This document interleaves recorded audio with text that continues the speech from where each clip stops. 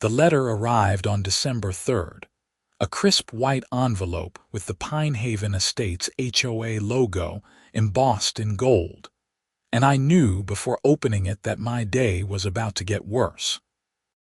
I had just finished hanging the last string of icicle lights along my front porch when the mailman drove by, and something about that timing felt ominous.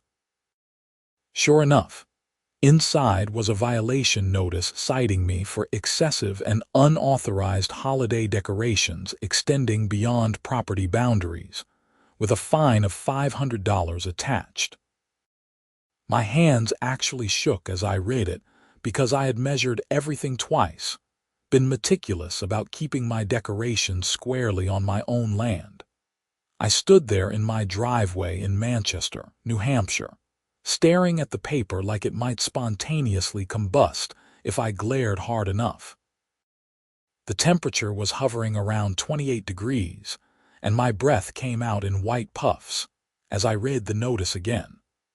According to this document signed by one Patricia Morrison, HOA president, my inflatable snowman family and the wooden reindeer display were apparently on HOA common property. The violation stated that I had exactly 7 days to remove all decorations from community land, or face additional fines of $100 per day. The thing was, I knew my property lines. When I bought this house 3 years ago, the survey had been clear. My lot extended 20 feet past my front porch to the sidewalk, and I had been careful to keep everything at least 5 feet back from that boundary. I had lived in Pinehaven Estates long enough to know that Patricia Morrison ran the HOA like her personal fiefdom, but this was different. This was factually wrong, and I was not about to pay $500 for following the rules. I went inside and pulled out my closing documents from the filing cabinet in my home office. The survey from 2023 showed exactly what I remembered. My property line was clearly marked, and there was no way my decorations were encroaching on anything. I took photos of the survey, then went back outside to photograph my decorations and their positions relative to the landmarks shown on the survey. The old oak tree mentioned in the survey documents was right there, exactly where it should be, and my decorations were a good 10 feet away from where the HOA common area supposedly began. The next morning, I called the HOA office. A woman named Denise answered, her voice syrupy sweet in that way that meant she had probably dealt with 100 complaints already that week. Pinehaven Estates HOA, how may I help you? This is James Norton from 847 Maple Ridge Drive. I received a violation notice yesterday that I need to discuss with Patricia Morrison. What is this regarding? Denise asked, and I could hear the clicking of a keyboard in the background. The notice claims my winter decorations are on HOA property, but according to my property survey, they are well within my boundaries. I would like to resolve this before any additional fines are assessed. There was a pause, more clicking. I see the violation here in our system. Mrs. Morrison is the one who filed it. She is available Thursday at 2 in the afternoon if you would like to schedule a meeting. Thursday. That is 2 days from now. The notice says I have 7 days total, and waiting 2 days just for a meeting seems excessive. I am sorry, but that is the earliest availability. Would you like me to schedule you? Her tone had shifted from syrupy to bureaucratic, and I recognized the futility of arguing with someone who was just doing their job. Fine. Thursday at 2. I spent the next 2 days gathering my evidence.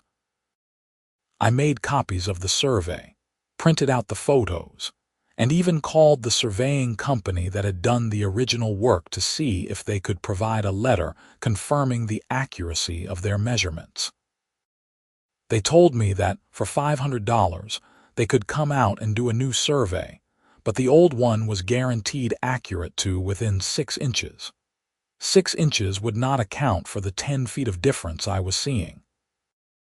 Thursday afternoon, I walked into the HOA office located in a small building near the community pool.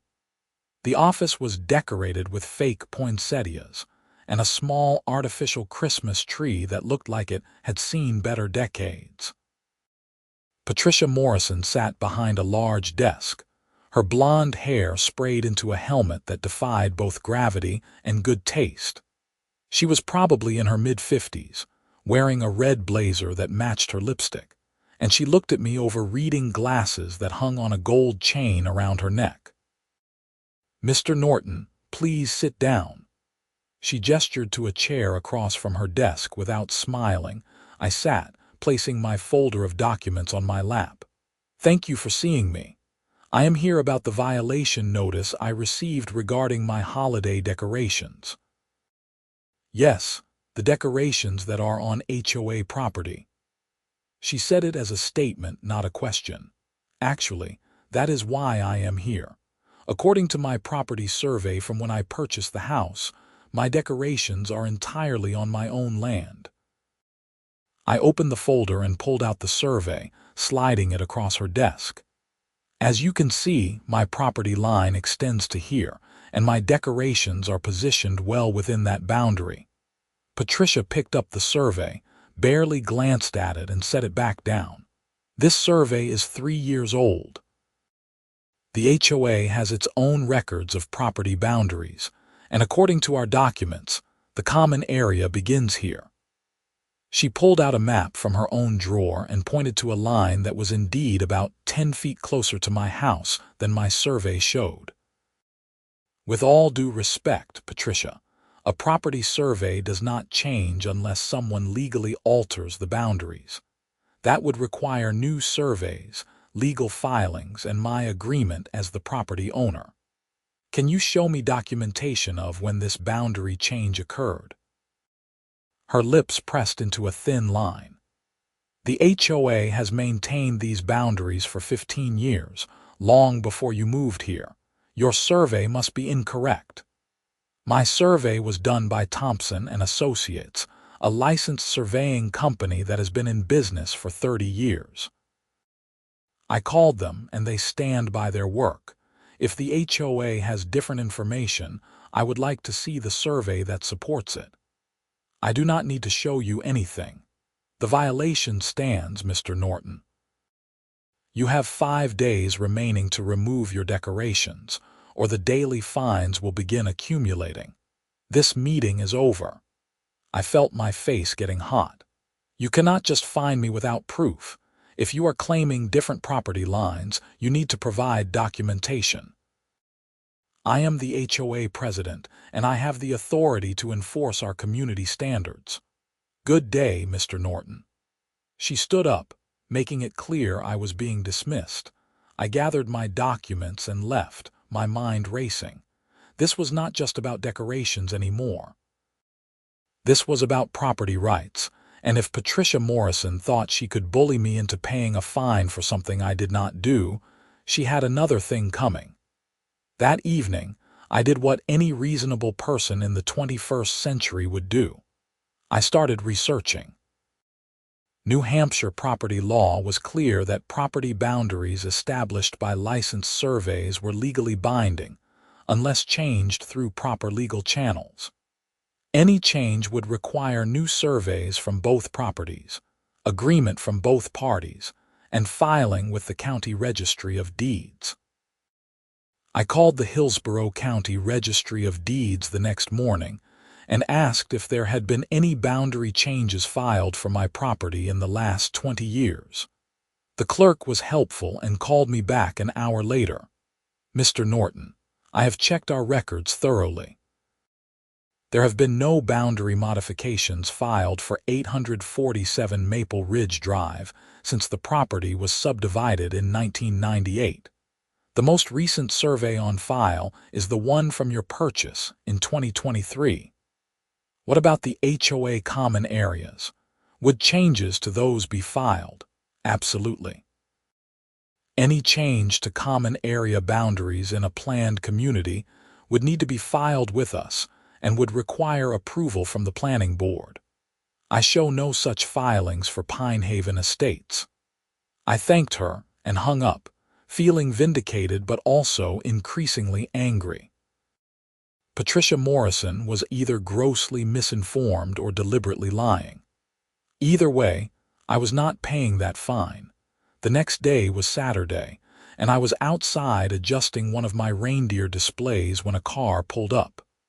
A man in his 60s got out, wearing khakis and a fleece jacket. He walked over with a friendly smile. "Hi there, I am Gregory Chen. I live over on Birch Lane. I heard through the grapevine that you are having issues with Patricia Morrison and the HOA. I straightened up, suspicious but curious. News travels fast. It does in this neighborhood. Listen, I am on the HOA board, and I want you to know that not everyone agrees with how Patricia handles things. She filed that violation without bringing it to the full board, which is actually against our bylaws. Any fine over $200 is supposed to require a board vote." This was interesting. So the fine is not even legitimate.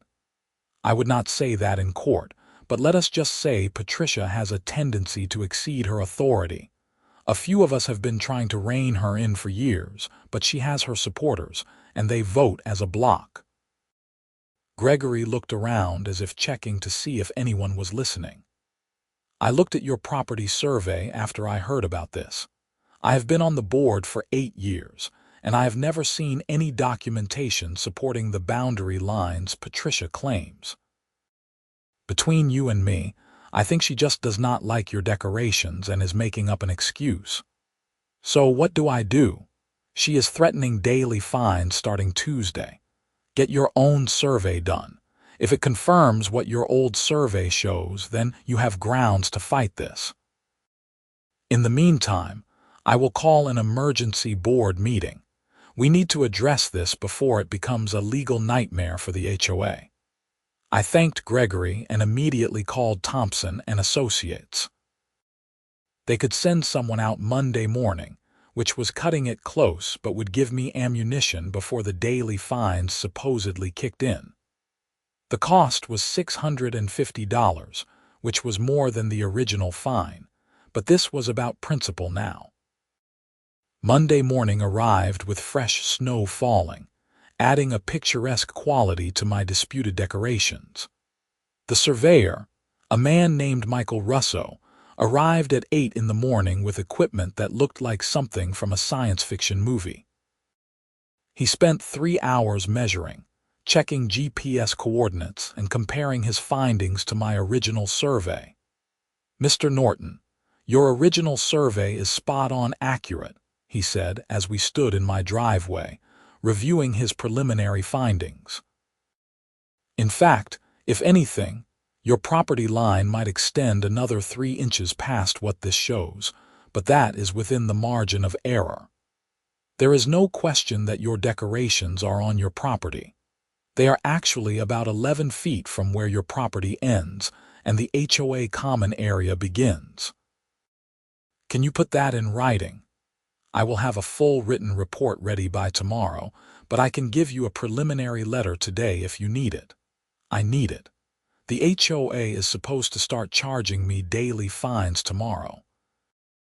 Michael went to his truck and returned 15 minutes later with a printed letter on company letterhead, signed and stamped. It clearly stated that based on their survey conducted December 9th, 2024, all decorations at 847 Maple Ridge Drive were located entirely on private property owned by James Norton, with the nearest decoration being approximately 11 feet from the boundary with HOA common land. Armed with this letter, I marched back to the HOA office. Denise looked up as I entered, and her expression suggested she had been expecting me. "I need to speak with Patricia Morrison immediately." "She is in a meeting." Then interrupted. "I have documentation that proves the violation notice is completely false, and if she proceeds with any fines, I will be filing a lawsuit for harassment." Denise picked up her phone and spoke quietly, then nodded to me. "She will see you now." Patricia was sitting at her desk with two other women I recognized as board members. Sharon Winters and Bethany Hughes, both Patricia's friends and reliable votes for whatever she wanted. "Mr. Norton, you cannot just barge in here demanding meetings," Patricia said, her face flushed. "And you cannot fine me for violations that do not exist." I placed Michael's letter on her desk. "I had a new survey conducted this morning. As you can see, all of my decorations are on my property, approximately 11 feet from the HOA boundary. Your claim is false, and I expect the violation to be withdrawn and the fine canceled immediately." Patricia picked up the letter, her eyes scanning it quickly. Sharon and Bethany leaned over to read it as well. For a moment, nobody spoke. "This does not change anything," Patricia finally said, but her voice had lost some of its conviction. "Our records show different boundaries." "Then produce your records. Show me the survey that supports your claim. I have now provided 2 surveys from a licensed, reputable company. If you have documentation that contradicts this, I need to see it, and so will the court when I file my lawsuit." "Are you threatening legal action against the HOA?" Sharon asked, her voice sharp. "I am promising legal action if this fake violation is not withdrawn." "Patricia filed this fine without board approval, which violates your own bylaws. She has made false claims about property boundaries without any supporting documentation. And if she proceeds with daily fines, I will sue not just the HOA but Patricia personally for harassment and attempted theft." "You cannot sue me personally." Patricia stood up, her chair scraping against the floor. "Actually, I can if you are acting outside your authority and causing me financial harm. Check with your HOA lawyer if you do not believe me." The room went silent except for the humming of the heating system. Bethany looked uncomfortable, and Sharon was reading the survey letter again. "I think we need to table this until we can consult with our attorney," Bethany said quietly. "Patricia, perhaps we should hold off on any further action until we get legal advice." "Fine," Patricia snapped. "But this is not over, Mr. Norton. If you think you can just do whatever you want without following community standards, you are mistaken. I am following community standards. I am also following the law, which is more than I can say for this HOA right now. I expect a written withdrawal of the violation by end of business tomorrow." I turned and walked out, my heart pounding but feeling triumphant. That evening, Gregory Chen called me. "I heard about your meeting today. The emergency board session is scheduled for tomorrow night at 7. Can you attend to present your evidence?" "Absolutely." "Good. And James, I want you to know that several of us have been documenting Patricia's overreach for a while now. This might be the catalyst we need to finally address some larger issues with how she has been running things." Tuesday evening, I walked into the community center where board meetings were held. About 30 residents were scattered in chairs facing a long table where the 7 board members sat. Patricia was in the center, with Gregory to her right and Sharon to her left. I recognized a few other neighbors, including a younger couple I had chatted with at the pool last summer. Patricia called the meeting to order and quickly tried to move past the agenda items to new business, but Gregory interrupted. "Before we move on, we need to address the violation issued to Mr. James Norton. This fine was issued without full board approval, which violates our bylaws for any penalty exceeding $200. Additionally, Mr. Norton has provided substantial evidence that the basis for the violation is factually incorrect." Patricia's jaw clenched. "We can discuss this in executive session." "No, this needs to be public," said another board member I did not know well, a man named Robert Fitzgerald. "If we issued a false violation, the community needs to know."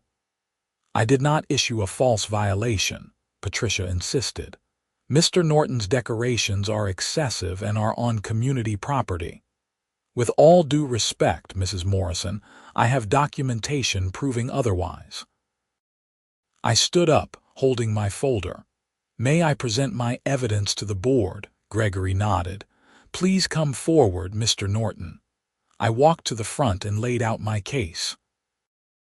I showed them both surveys, explained my call to the County Registry of Deeds, and provided photos showing the positioning of my decorations relative to the landmarks identified in the surveys. The board members examined the documents, passing them around the table. Mrs. Morrison, do you have documentation supporting your claim about the property boundaries? Robert asked. Patricia pulled out the same map she had shown me earlier. This is the HOA master plan from 2010. Gregory took it and studied it carefully. Patricia, this is not a survey. This is just a sketch map. It does not have any measurements, no surveyor's seal, nothing that would make it legally valid. Where did this come from? It has been in the HOA files for years. But who created it? Is there a survey that this is based on? Patricia said nothing, her face growing redder. Another board member, a woman named Carol Jenkins, spoke up. I think it is clear that Mr. Norton has provided legitimate documentation supporting his position. We need to withdraw this violation immediately and refund any fines that may have been paid. I have not paid the fine, I clarified, but I incurred $650 in surveying costs to defend myself against a false accusation. The HOA should reimburse that cost, Gregory said firmly. This violation should never have been issued. Patricia, you overstepped your authority by filing this without board approval, and you did so based on inadequate documentation. I am the president of this HOA, and I have the right to enforce our community standards. Patricia's voice rose, and several residents in the audience shifted uncomfortably. You have the right to enforce legitimate standards based on facts, Robert said. This is not that. I move that we immediately withdraw the violation against Mr. Norton, cancel all associated fines, and reimburse his survey costs. I second that motion, Gregory said.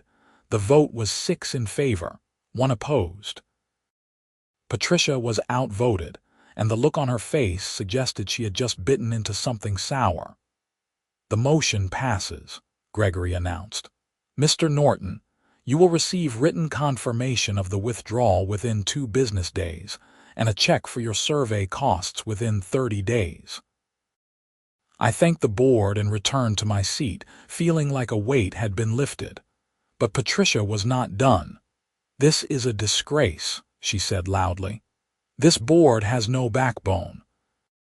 We have community standards for a reason, and if we let people like Mr. Norton do whatever they want, this neighborhood will go downhill fast.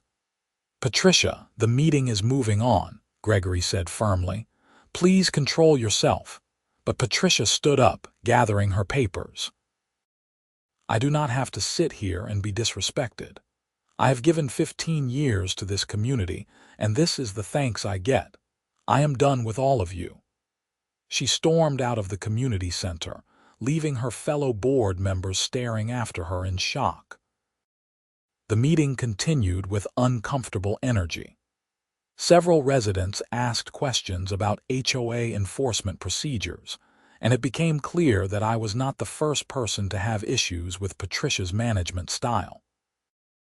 A man named David spoke about being fined for having his trash cans visible from the street, even though he had only put them out an hour before pickup. A woman named Jennifer described being threatened with fines because her mailbox post had a small rust spot that Patricia deemed unsightly. By the time the meeting ended at 9:30, there was a palpable sense that something had shifted in Pinehaven Estates. Gregory approached me as people were filing out. Thank you for standing your ground, he said. I think you just helped this community more than you realize. I just did not want to pay a fine for something I did not do. It is more than that. Patricia has been acting like a tyrant, and nobody had the documentation to prove she was wrong until now. This might be the beginning of some real changes around here. I drove home that night feeling satisfied but also exhausted. The whole ordeal had taken up a week of my life and cost me money I had not budgeted for. My decorations glowed cheerfully in my front yard, the inflatable snowman family waving in the slight breeze. The written withdrawal arrived via email the next day, and I printed it out for my records. But the story was far from over. That Saturday, I was inside making coffee when I heard a commotion outside. I looked through my front window and saw Patricia Morrison standing in my yard, physically pulling up the stakes that held my wooden reindeer displays in place. She had already knocked over one of the reindeer and was working on the second one. I ran outside without even grabbing a jacket. "What are you doing? Get off my property." Patricia turned to face me, her eyes wild. "These decorations are coming down. I do not care what the board says. This is my neighborhood, and I am not going to let you ruin it with this tacky display. You are trespassing and damaging my property. Leave now, or I am calling the police." "Call them. I am the HOA president. You are a private citizen destroying my belongings on my private property. That is called vandalism." I pulled out my phone and dialed 911 while Patricia continued to yank at the reindeer display. The dispatcher answered, and I explained the situation as calmly as I could. Patricia finally seemed to realize the seriousness of what she was doing because she stopped pulling at the decorations and just stood there, breathing heavily. "They are on their way," I said. "You should probably leave." "I am not going anywhere. I have done nothing wrong." 2 Manchester police officers arrived within 10 minutes. I recognized one of them, Officer Williams, from a neighborhood watch meeting the previous year. I explained what had happened, showing them the knocked-over reindeer and the stakes Patricia had pulled up. Patricia tried to argue that she had the authority as HOA president to remove violations. "Madam, the HOA does not have the authority to enter private property and remove items without the owner's permission," Officer Williams said patiently. "That is trespassing and vandalism regardless of your HOA position. This is ridiculous. I am trying to maintain community standards." "Do you live at this address?" the other officer, whose name Tag Reed Martinez, asked. "No, I live on Sycamore Court." "Then you are trespassing. Mr. Norton has asked you to leave and you refused. That is a violation of New Hampshire criminal trespass law." Patricia's face went from red to pale. "You cannot arrest me for doing my job. We are not arresting you right now, but we are ordering you to leave this property immediately and to have no further contact with Mr. Norton except through official HOA channels. If you violate this order, you will be arrested. Do you understand?" Patricia looked between the 2 officers, then at me, then back to the officers. "Fine, but this is not over." She walked to her car, which was parked on the street, and drove away with enough speed to make her tires squeal slightly. Officer Williams turned to me. "Do you want to press charges for the vandalism?" I looked at the damaged reindeer. "It was fixable, probably $20 in materials and an hour of my time. Not right now, but I want this incident documented in case she comes back. We will file a report. If she returns or contacts you directly, call us immediately. You might also want to consider a restraining order if this continues." After the officers left, I spent the afternoon fixing the reindeer and reinforcing all the stakes for my displays. I also set up a security camera that I had been meaning to install, positioning it to cover my entire front yard. If Patricia came back, I would have video evidence. The next week was quiet. I received the check from the HOA for my survey costs, along with a formal letter of apology signed by 6 of the 7 board members. Patricia's signature was notably absent. My decorations stayed up, and I received several compliments from neighbors who stopped by to chat. Many of them shared their own stories of Patricia's heavy-handed enforcement tactics. Then, 2 weeks before Christmas, Gregory Chen called me with news. "James, I wanted you to hear this from me first. Patricia Morrison has resigned from the HOA board, effective immediately." "Really? Why?" "Officially, she cited personal reasons. Unofficially, the board was preparing to vote her out. After the incident at your house, several residents filed formal complaints about her conduct. Our HOA attorney advised that we were opening ourselves up to serious liability if we kept her in a leadership position. She resigned before we could remove her. Who is going to be president now?" "The board voted this morning. It is me, at least until the annual election in March, and one of my first actions is going to be a comprehensive review of all violations issued in the past 2 years. I have a feeling we are going to find a lot of questionable decisions." "That sounds like a lot of work." "It is, but it needs to be done. This community deserves better than what we have been getting. And James, thank you again for standing up. If you had just paid that fine, none of this would have happened." After hanging up, I felt a strange mix of relief and concern. Relief that Patricia was no longer in a position to harass me or anyone else, but concern about what she might do next. Someone who reacts by vandalizing property does not just disappear quietly. My concern was justified. A week later, I came home from work to find that someone had spray-painted tacky across my garage door in bright red letters. The security camera I had installed caught everything. It was not Patricia herself, but a younger woman I did not recognize, wearing a hoodie and jeans. The video was clear enough to see her face, and I immediately called the police. Officer Martinez responded to this call. I showed him the video and he nodded grimly. "I recognize her. That is Amanda Morrison, Patricia Morrison's daughter. She is 23, lives with her mother. I will go have a conversation with both of them right now. What are the chances Patricia put her up to this? High, but proving it is another matter. However, we have clear video of Amanda committing vandalism, and that is enough for charges." The next day, Officer Martinez called to update me. Amanda had admitted to spray painting my garage door and claimed it was her own idea, not her mother's. She was being charged with criminal mischief and would have to pay restitution for the cleanup costs. However, Martinez said that during his conversation with Patricia, she had made several statements suggesting she was aware of what her daughter was planning, which could potentially make her an accessory. "You want us to pursue charges against Patricia Morrison as well?" Martinez asked. I thought about it. Part of me wanted to see Patricia face consequences for everything she had put me through, but another part of me just wanted this whole mess to be over. "What would you recommend?" Off the record, I think Patricia Morrison needs a reality check.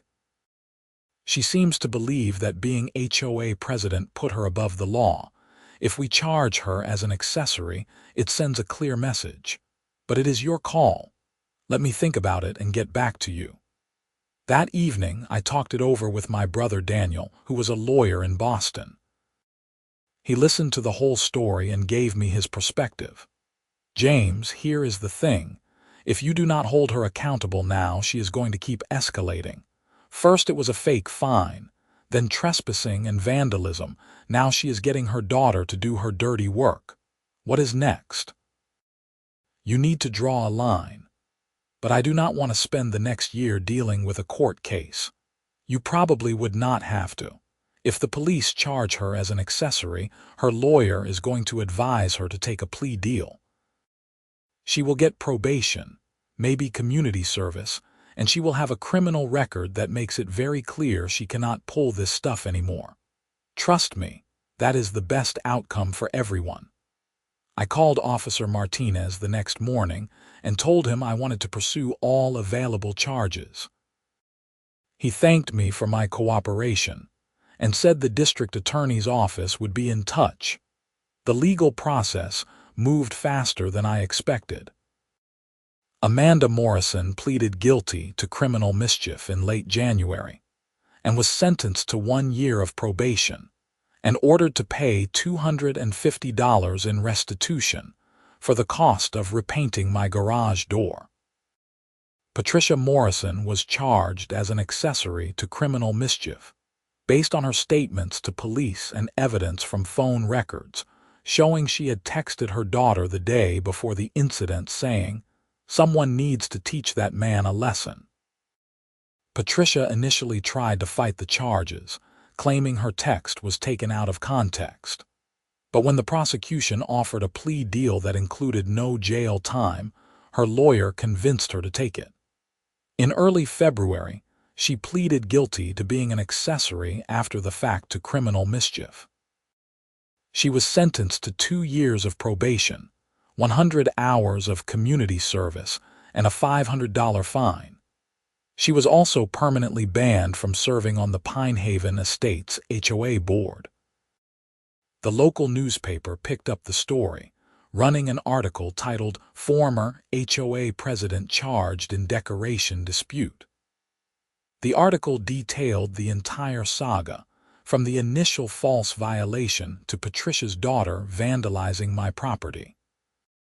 It became a minor sensation in Manchester, with people sharing it on social media and discussing HOA overreach. I received messages from people as far away as Texas who had dealt with similar HOA issues, all thanking me for standing up and seeing it through. It was surreal to become a minor folk hero for the simple act of refusing to pay a fine I did not deserve. By the time March rolled around and my decorations finally came down, Pinehaven Estates had undergone significant changes. Gregory Chen was elected to a full term as HOA president, and 2 of Patricia's allies on the board were voted out in favor of residents who campaigned on fair enforcement and transparency. The board conducted the promised review of past violations and found 17 cases where fines had been issued without proper documentation or board approval. All of them were refunded. The HOA also implemented new procedures requiring any fine over $100 to have board approval and requiring photographic evidence and specific documentation for all violations. They brought in a property management company to handle day-to-day enforcement, removing the personal element that had caused so many problems under Patricia's reign. As for Patricia Morrison herself, I saw her occasionally around the neighborhood. She would not make eye contact and generally seemed to have shrunk into herself. I heard through the grapevine that she had taken a job at a retail store to pay her fine and was quietly serving her community service hours at a local food bank. Part of me felt bad for how everything had turned out for her, but mostly I felt relieved that she could no longer abuse whatever small amount of power she had been given. The most unexpected outcome came in April, when I received a letter in the mail, handwritten on plain stationery. It was from Patricia. "Mr. Norton," it began, "I am writing to apologize for my behavior over the past several months. I let my position as HOA president go to my head, and I convinced myself that I was protecting the community when really I was just imposing my personal preferences on everyone else. What I did to you was wrong, and I am sorry for the stress and expense I caused. I am also sorry for involving my daughter in my vendetta against you.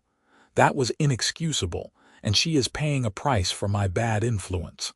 I do not expect your forgiveness, but I wanted you to know that I have learned from this experience.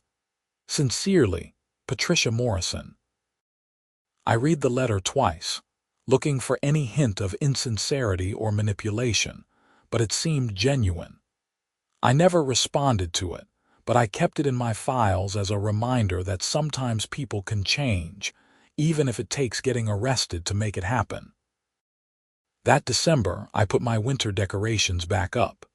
The same inflatable snowman family, the same wooden reindeer, the same icicle lights along my porch. But this time, I added something new, a sign that read 11 feet from the property line and counting.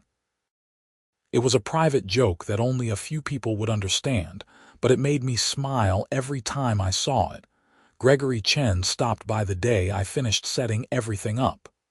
"Looking good," he said, admiring the display. "I see you went even bigger this year." I thought about it, but honestly, this feels right.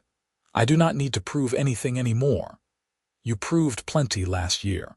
This whole community is better because you did not back down. We stood there in the cold evening air, watching as the lights began to come on up and down the street. More houses had decorations this year, I noticed.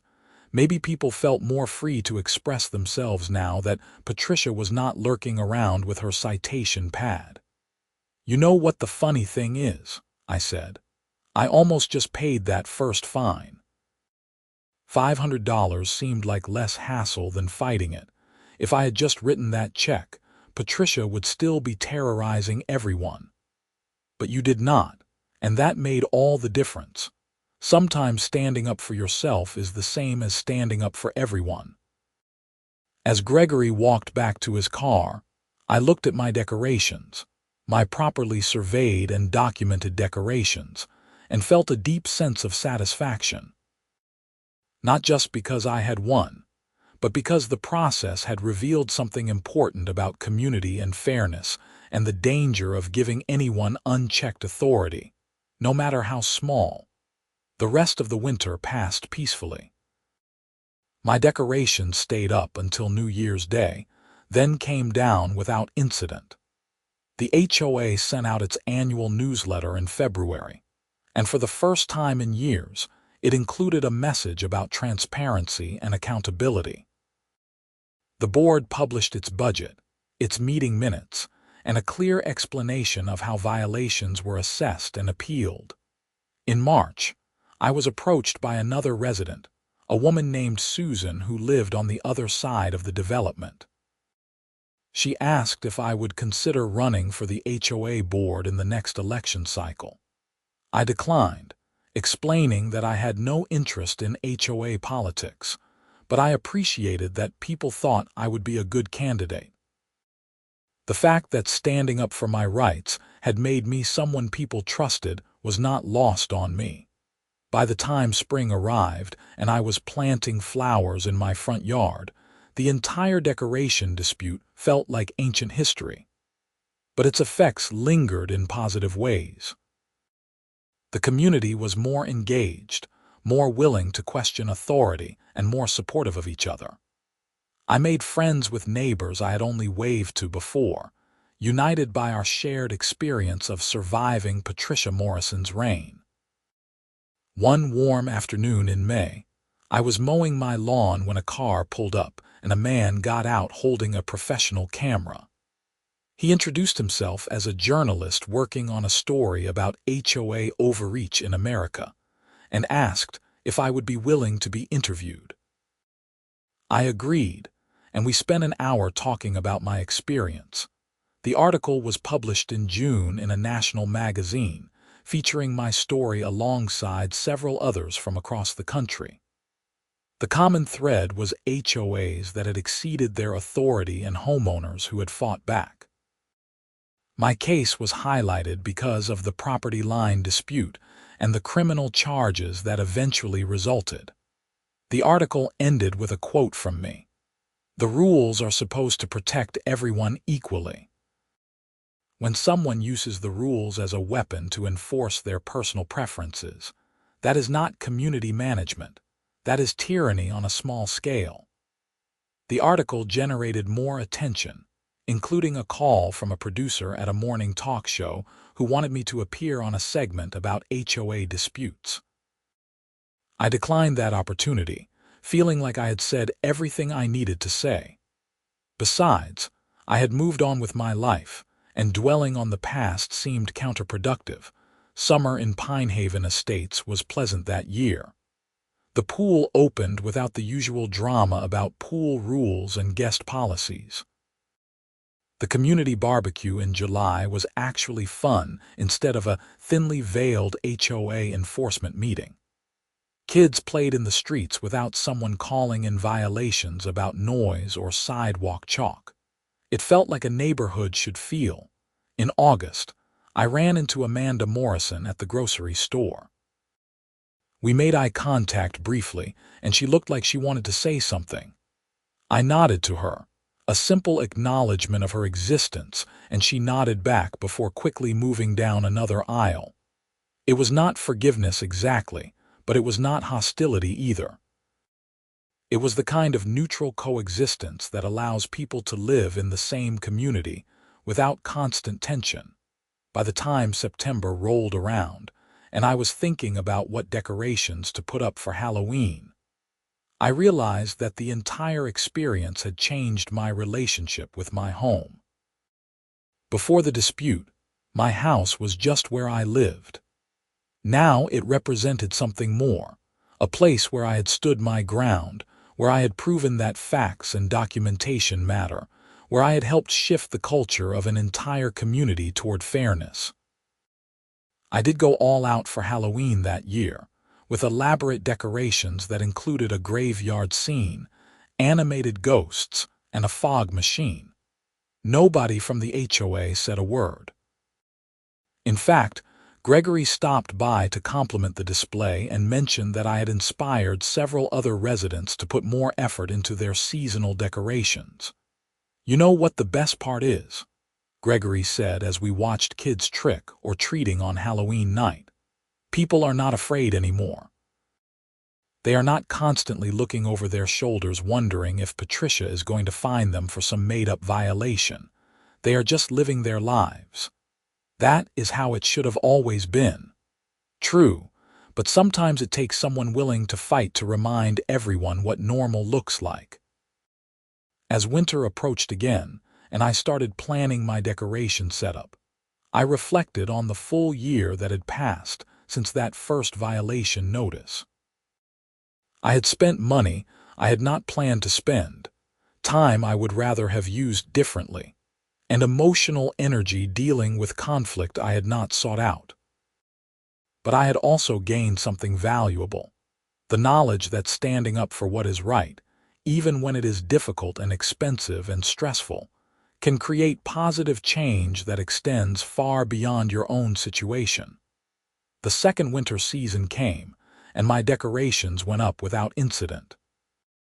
The inflatable snowman family returned to its place, the wooden reindeer stood proudly, and the icicle lights sparkled along my porch. Everything was exactly where it had been the year before, but the context was completely different. Instead of being the source of conflict, my decorations had become a symbol of a community that had learned to value fairness over arbitrary authority. On Christmas Eve, I stood in my driveway looking at my house lit up against the dark December sky. Snow was falling softly, adding to the magic of the scene. A car slowed down and the window rolled down.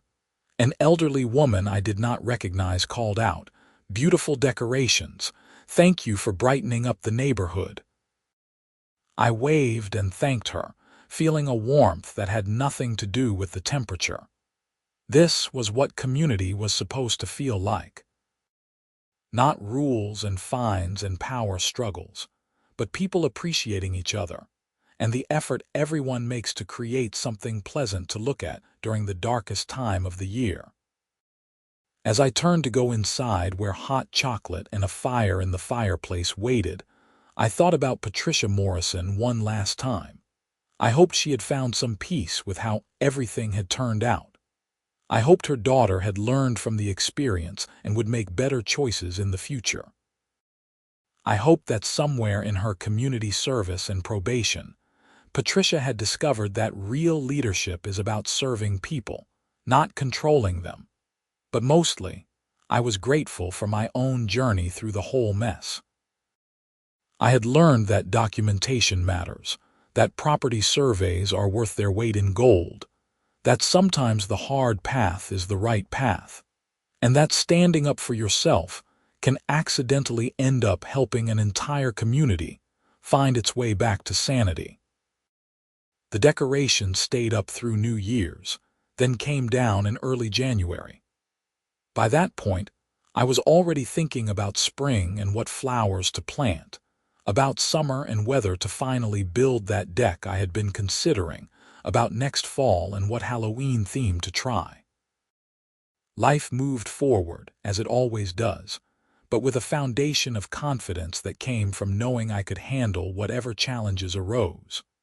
The property survey that had cost me $650 hung, framed in my home office, a reminder of the whole saga. Every time I looked at it, I saw not just property lines and measurements, but proof that facts matter, that truth matters, that standing your ground matters. That survey had been worth every penny, not because it proved I was right about where my decorations were located, but because it proved that authority without facts is just bullying with a title. In February, the HOA held its annual meeting, and I attended. Gregory Chen gave a report on the past year that included thanking me by name for helping the board refocus on its core mission of serving homeowners rather than policing them. There was applause, which felt strange and a little embarrassing, but also validating. After the meeting, several residents came up to share their stories of how the changes in HOA enforcement had positively affected them. One man said he had finally felt comfortable building the workshop in his backyard, that he had been afraid to construct under Patricia's regime. A woman said she had painted her front door a color she loved without fear of violation notices. A couple said they were no longer considering moving out of Pinehaven Estates because the community finally felt like a place where they wanted to raise their kids. These conversations drove home the real impact of what had started as a simple dispute about winter decorations. It had never really been about inflatable snowmen or wooden reindeer. It had been about whether a community would be governed by fair rules applied equally, or by the whims of whoever happened to hold a position of minor authority. As I drove home that night, I passed Patricia Morrison's house on Sycamore Court. The lights were on inside, and I could see movement through the windows. She was living her life, whatever that looked like now. I did not wish her ill, but I did not regret how everything had played out. Sometimes people need to face real consequences to understand that their actions affect real people in real ways. The following December, my third winter in the house and second December since the original dispute, I put up my decorations again. Same snowmen, same reindeer, same lights.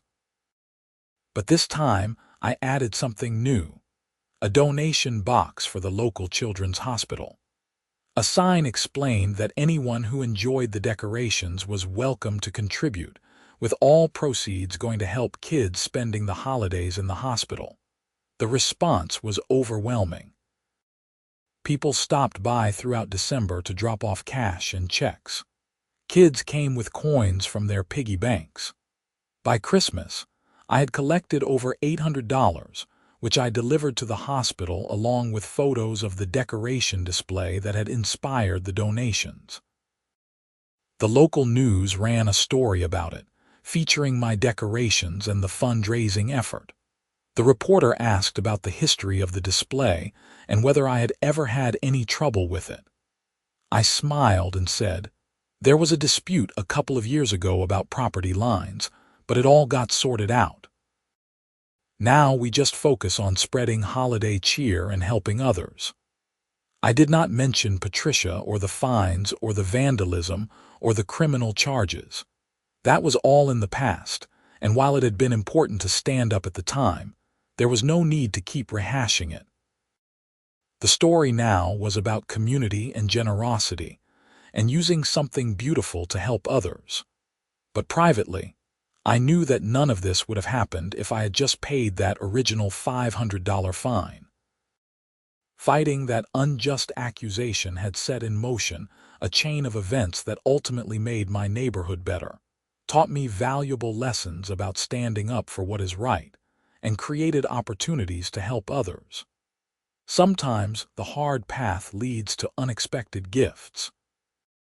As I stood in my driveway on New Year's Eve, watching fireworks in the distance and admiring my illuminated decorations for the last night of the season, I felt profoundly grateful. Grateful for the home I owned, for the community I lived in, for the friends and neighbors who had supported me through conflict, and for the strength I had found to fight for what was right even when it would have been easier to give in. The decorations came down on January 1st, packed carefully away for next year. The inflatable snowmen deflated and folded into storage bins. The wooden reindeer stacked neatly in the garage. The lights wound onto reels and tucked into boxes. But what those decorations represented, the stand they had forced me to take and the changes that resulted, those things could never be packed away. They were permanent fixtures now, invisible but present, shaping how I approached challenges and how my community functioned. In the end, the story of my winter decorations and the HOA dispute that followed was not really about decorations at all. It was about property rights and rule of law and the importance of documentation. It was about community and fairness and the dangers of unchecked authority. It was about standing up even when it is hard, especially when it is hard, because that is when it matters most. And it was about the simple fact that sometimes 11 feet makes all the difference in the world.